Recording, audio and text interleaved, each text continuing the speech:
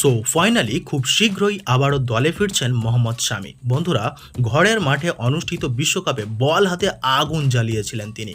আর বিশ্বকাপের পরে জানা যায় গোড়ালির চোট নিয়ে বিশ্বকাপে নেমেছিলেন তিনি। ব্যথা কমানোর ইঞ্জেকশন নিতেন মেগা ইভেন্ট চলাকালীন।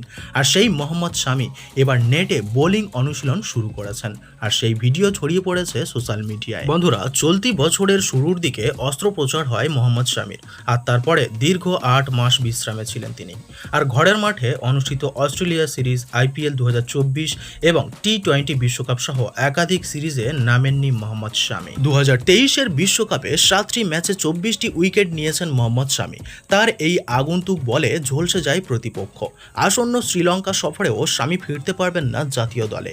সেপ্টেম্বরে বাংলাদেশের বিরুদ্ধে টেস্ট সিরিজ খেলা রয়েছে, আর সেখানে খেলবেন মোহাম্মদ শামি। আর সেই সময় বিশ্রাম নেবেন জসপ্রীত বুমরা। আর সেই সিরিজের আগে মোহাম্মদ শামি সুস্থ হয়ে ওঠেন কিনা সেটাই দেখার রয়েছে।